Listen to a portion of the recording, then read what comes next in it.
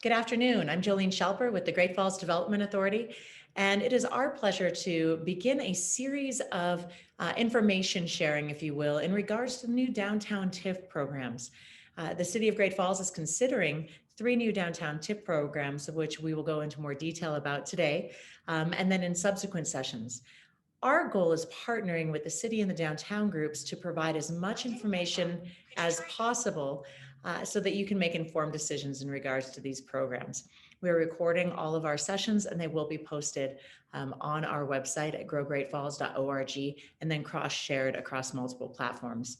Today, we're kicking off with the information that I think that you'll find quite interesting, whether or not you're applying for the downtown TIF programs. There's a lot of questions that surround prevailing wages, or commonly referred to as Davis-Bacon wages.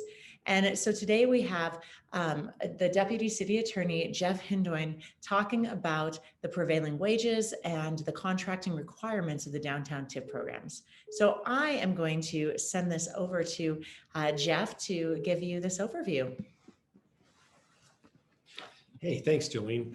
I'm Jeff Hindoin, Deputy City Attorney for the City of Great Falls. And as Jolene indicated, what we're putting together today and over the course of several presentations next month as well, some specific information that's going to be relevant to these new programs that the City of Great Falls is considering for expanding opportunities in the downtown urban renewal district, and specifically the opportunity for perhaps folks downtown to access funds through those TIF programs to do work on their own properties. And this first session is really just to give folks a heads up about some of the requirements that might go along with the receipt of those funds and the use of those grant funds in some of these programs. So we'll just kind of jump right into it. Whoops, I can't get my slides to work here now all of a sudden. Oh, that's why. There we go. So big picture wise, where we are is the City of Great Falls is right now in the process of developing and implementing 3 discrete new programs as part of the already existing downtown urban renewal district. There's a facade improvement program that we're going to be looking at, a life safety code compliance program, and an environmental safety program. And each one of those is going to have a separate maximum dollar amount per project that would be available to program participants. Each of those are going to make subsidies available to, as in the form of matching funds to private investment in the specific types of urban renewal activities that I just described. That would allow developers and property owners to utilize TIF funds to actually access those dollars for assistance in the redevelopment or rehabilitation of private properties down, within the downtown urban renewal district. In addition to that private investment match, meaning there would be dollars, asked of or required of these program participants, there's maybe, or in likelihood, there will be in some instances for sure, requirements by virtue of the fact that these are public funding elements tied to the TIF funds, requirements for compliance with certain contracting requirements for public projects that we, as the city, we live with and abide by for all of our projects, but don't necessarily apply in the private sector for private construction projects. But because of the dollars here and the public nature of those dollars, in some of these instances, those requirements are going to go along with the receipt and use of those funds. So what we really want to do is just give you, through this presentation, a heightened awareness. So as a potential program participant, that these things are out there and that they may be something that you would be required to follow as a part of any project that you wanted to undertake through accessing these program TIF funds. So the 3 kind of key deals that you need to be aware of as part of these programs would likely to be prevailing wage requirements, Montana resident hiring, and performance and payment bonds. And as Jolene indicated, the prevailing wage is something that's known in Montana. It's actually what we call the Little Davis-Bacon Act. If you're a recipient of federal dollars, that carries with it the federal Davis-Bacon Act, and this is a state law analog for that was enacted by the Montana legislature a long time ago, as was the federal Davis-Bacon Act. So if in Montana, the use of public dollars, if it's whether it's a city, a school district, a county, if they're engaging in what are called public works contracts for construction services, the law requires that you have to have a provision in those contracts that requires your contractor to pay a travel allowance and the standard prevailing rate of wages and fringe benefits that are in effect and apply to the district in which you're working. In the prevailing wage districts, there's 5, 4, maybe 6 across the state, and they're slightly different in each district. And there's also a prevailing wage requirement. It won't typically apply to these programs here, but for heavy and highway construction, so for highway jobs you see around the state, and for non-construction services where governmental entities might contract for custodial, janitorial work, that sort of thing. But in this particular case, we're talking specifically about construction services. And so for purposes of the state law prevailing wage requirements, that's a contract publicly let by an entity that the total cost of the contract is in excess of $25,000. So in this case, we'll be working through each one of these programs and figuring out when that particular requirement might be triggered. But that's the basic concept there for when you see public work being done around the community by the city, the county, school districts. We're abiding by these requirements as we're obligated to do so under the law, and we set up our contracts that way. The really big deals for anyone who's going to get into one of these programs and then go out and contract for the services is that you're going to have the prevailing wage provisions in there, and there may or may not be actually bid requirements for these projects, but if there are, you would want those in the bid specifications as well. But the key deals are having the prevailing wage rate, a contract provision that says every one of those contractors has to maintain their payroll in a way that's readily capable of submission to the Montana Department of Labor and Industry if they need to look at it, and a requirement that your contractors post the actual prevailing wage benefits, the statement on the job site. The standards themselves are on the website, and they're not as voluminous or onerous as you might think, particularly for building construction. You can go to the Montana Department of Labor website, the Employment Relations Division. You'll see where they have a prevailing wage section, and you can click on it. It's a 10-page, give or take, PDF of the prevailing wages for our district in construction services, and they're broken out by craft and trade, and it's generally not that difficult on a traditional building construction project to classify who your workers are and pay them accordingly. The big deal though is to ultimately have those actually attached to your contract documents, and if you have bid specs, to have them be a part of that. Ultimately, you also want that provision in there that requires folks to keep records so that in case somebody needs them. This is an example I've just put in there of this is what we have in our city contracts, pretty close to it. It just basically make sure you've got provision in there that says this is a project subject to the prevailing wage rates. They're attached to the contractor. The contractor has to post the legible statement, and then the contractor has to pay the wages in accordance with those requirements and keep payroll records. So stepping back, really all we're talking about here is just the awareness that being a participant in this program and accessing these funds may require you to make sure that you've got these sort of things in whatever contract you ultimately enter into with your contractor to do the work that you're using these program funds for.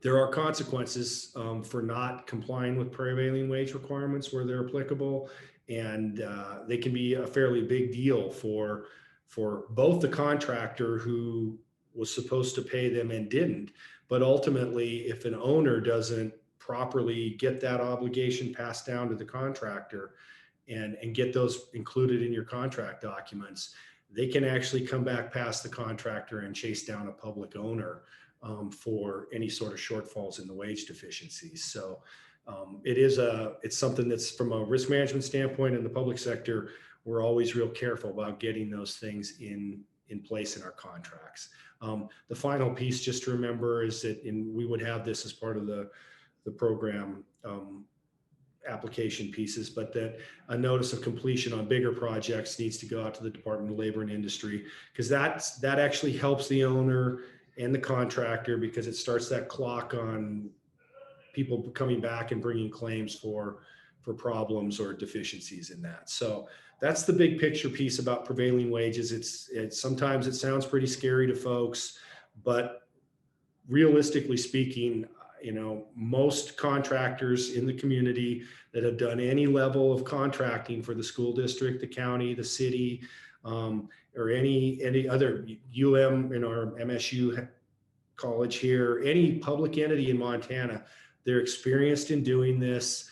They know what it takes to do it. It's not a big wrench that's being thrown at them. It's going to look and feel perhaps a little different for private sector owners who may be accessing these public dollars, because it's not necessarily something you see in traditional private sector construction contracts. But the contractors that are on the receiving end of it, and frankly, most of the architects in the community and design professionals that have worked with public sector entities, they know how to work through these things. They know what needs to go in contracts and to help folks navigate through that. So it's mostly just to give you a heads up that this is likely to be a part of some of the TIF programs that we're going to be rolling out here pretty soon. Another piece that comes out of the prevailing wage structure is a requirement that in the bid spec and in the contract document itself, there be a provision requiring the contract to give employment preference to Montana residents. Again, traditional, typical piece of public construction contracts in the community, but just to give you, kind of a heads up that as part of, participation in this program, that may be something that we'd require get placed in the construction contracts for these funds as well. The next piece that goes along with all of this that isn't really part of prevailing wage, but it's a very traditional part of public sector construction contracts, are performance and payment bonds. And those are just ultimately, they are there to protect you as the owner, if you're the program participant, for making sure the contract gets done the way the contractor's been obligated to perform it, and that you're not exposed as the owner to claims from material suppliers or employees who came along and said, well, yeah, I know you paid the contractor, but they didn't pay me. They are a very traditional piece of the public contracting sector, and they're required in some cases. And so potentially, again, depending on the dollar amounts involved here, that may be a piece of the contracting structure that would be required for program participants as well. Finally, I think there's a gross receipts license tax out there that's really unique to public contracts, where public contractors are required to the public owners are required to withhold a certain percent of their payments on every pay application we see as a governmental entity. There's a line there where we're holding back we used to call it gross receipts tax, a license fee, and that's being withheld. It gets sent to the Department of Revenue, and then that contractor ultimately gets the benefit of that when they go to pay their taxes in the state of Montana. There's a credit for whatever that's already been pulled in off of their work on public contracts. So again, just another kind of little mechanism that may be a piece of what gets required in your contracts if you're taking on the TIF program funds to do work on your properties. So there's also a little piece of sample contract language here that just, again, we're putting folks on notice that we may have to withhold those dollars, send them to the Department of Revenue, and then the contractor, it's really on the contractor after that to work through that with Department of Revenue and their subcontractors to get those pieces allocated and dealt with properly. So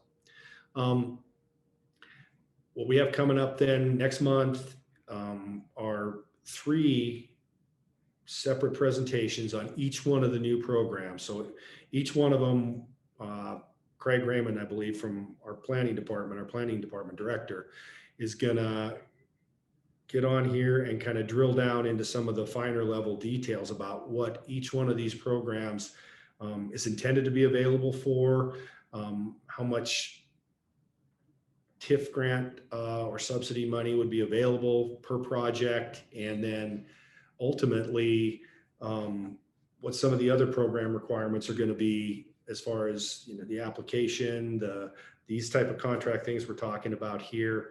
And those are going to be coming up, I think, a little bit later in July. And then at the back end of that, I think we'll try and do a wrap up one where we all have a little bit better sense of maybe what some of the issues might look like, what the application form might look like, and what, if there are any beyond these kind of contracting requirements, what some of the other paper trail and documentation requirements would be of program applicants. So, and we're still in the process of developing our application paperwork and kind of making some determinations as to when these things we just walked through are going to actually get triggered, principally based on probably dollar volume of the grant or subsidy, but we'll have a better sense of that. So if there's any questions anyone has down the road on this piece of the program or the programs in general, you can certainly reach out to me at that contact information there, email, phone, either one works just great. And we're looking forward to getting more detailed information out about this next month and getting rolling forward with the program. Great. Thank you, Jeff. We really appreciate your information on this. I think that this really helps us start to think about all of the different requirements that there will be for accessing this money. But I hope that you also take away, you have partners here to help you. It's not rocket science. It's everybody's already completing this that's done any public work. So we can help you through this to access these different pools that can really help with your facade, with your security, with your safety, with your code compliance. So I look forward to digging into these more with you. Again, thank you, Jeff. We appreciate it. And if there's any questions, just go ahead and unmute yourself and go ahead and ask. Well, I don't think we have any questions at this time. So with that, I'm going to end the recording and thank you for participating.